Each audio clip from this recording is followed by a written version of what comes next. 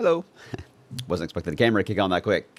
Hello, everybody. Wave 3 meteorologist Brian Good here with the latest on the storms that came through the area yesterday. We'll talk about that for just a brief moment. And then, of course, more stormy weather ahead.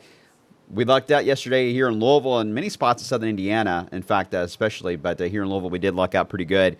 Everything played out pretty much the way we were expecting it when we got all the data yesterday morning. It kind of evolved into a Western Kentucky major event. And Weather Service crews are out there right now surveying to see how bad the damage was, if any at all. We've had some reports of damage in Webster County, Union County, back into near Hopkinsville. So we'll see how that plays out in the next little bit. Amazing pictures out of Western Kentucky University's campus yesterday.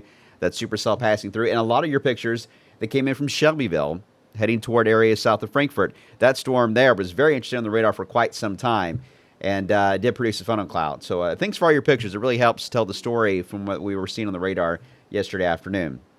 Today, much calmer outside. In fact, let me show you what I'm looking at, and that is the camera that is right above my head here, and that is the Fifth Third Bank Skytrack camera on top of the Sheridan looking at the city of Louisville. You see some blue sky mixed in there, but some clouds around, but overall it just feels so much better outside. The radar is nice and clear. That is the way we like to see it.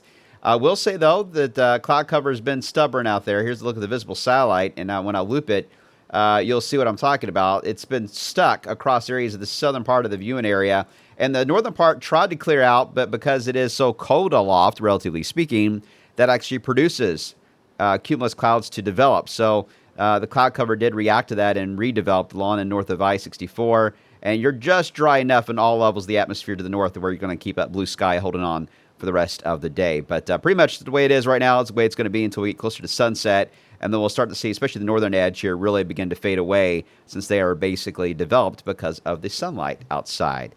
Temperature-wise, well, makes a difference. 74 in Salem, 73 in Louisville, 68 as you get into Fort Knox. Hold on one second. Let me reboot the temperatures to the Mesonet. Hold on. Don't go anywhere. All right, let's see. All right, here they come here in a second. Sorry about that. When I reboot the system, sometimes there's a few little glitches every now and then, and sometimes you gotta help it out and getting the numbers in there. 68 degrees at Fort Knox, 68 in Danville, 70 in Somerset, and there are the Mesolnets just popped in, 68 in E-Town, and 72 into Munfordville. Very comfortable outside. And you can thank the dew point for that.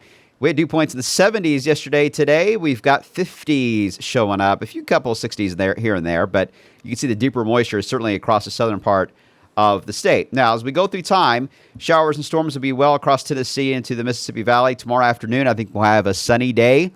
There is going to be a storm chance for our far southern counties. Once you get closer to Columbia, Munfordville, and Bowling Green, you're going to be around the edge there. We may have to add a storm chance in for you guys. It's going to be awful close. Now, once you get north of that, especially in Louisville and Indiana, we're okay.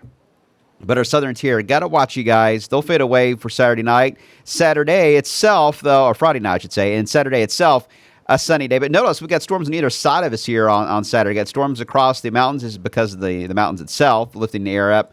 And then we have thunderstorms developing to the west. Now, this is actually going to be a complex of storms, another MCS, if you will, that is going to actually survive this time and make it all the way toward the east. So, as we time this out, I think we'll stay dry during the day Saturday, but by Saturday night, that MCS is going to make a run towards central Kentucky. But notice it falls apart because it is an overnight event, and it really isn't going to have a whole lot to feed off of. But we're going to add in a storm chance for late Saturday night, and especially early on Sunday. There could be a complex of storms rolling through the area, but it will shrink in size as it moves to the east.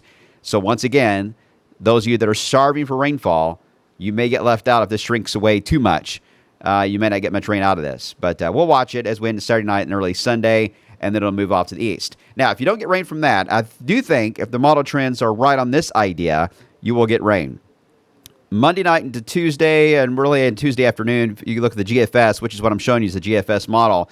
But even the Canadian model is picking up on this idea as well. But it's showing an area of low pressure. It's going to track right across areas of Indiana into Ohio.